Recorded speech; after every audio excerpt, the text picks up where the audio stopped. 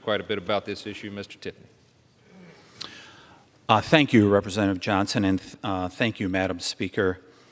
2 weeks ago, we were here and we heard about how President Biden was going to use every tool at his disposal, every tool to combat skyrocketing energy costs.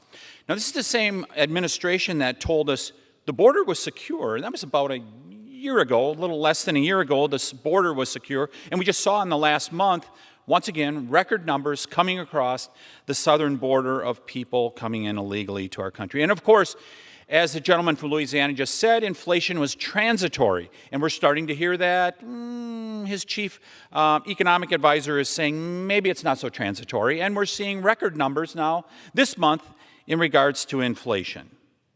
Well, it all started January 20th, 2021 with the shutdown of the Keystone Pipeline and all the other actions that were taken to limit production here in America. We saw it, what is turning out to be a foreign policy disaster, the okay of the Nord Stream pipeline that's delivering natural gas to Western Europe, something the previous administration would never do. And this is all part of the green fantasy here in America that has become America's nightmare. Back at home in my district, $2.85 a gallon to heat your home with propane right now. Propane is used by about a third of the homeowners in the district that I live in. They paid $1.50 August of 2021. They paid 80 cents a gallon in August of 2020. That's what they're facing.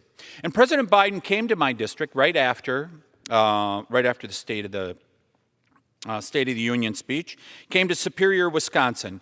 And once again, we were anxious to hear how he's going to use every tool possible to provide energy for America.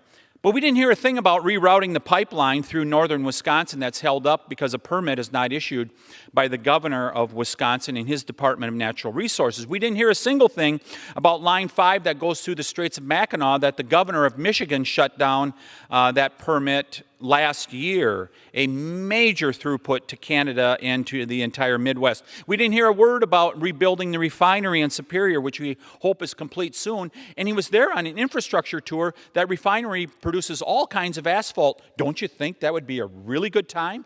Infrastructure, asphalt, to talk about rebuilding that refinery.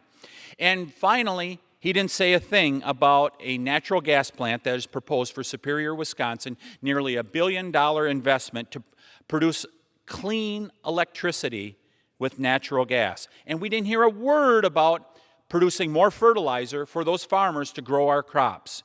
We didn't hear a word about that. This president does not understand security, job security, thousands of jobs. Two of the major pipeline manufacturers in the United States are right in Wisconsin. We didn't hear a thing about economic security, the inflation that is in part as a result of these increased energy costs, and we didn't hear a thing about national security. And that's what's at stake. The Biden administration has let us down on all three fronts: job security, economic security, and national security. I yield back. Thank you, my friend. It's so well said. And Madam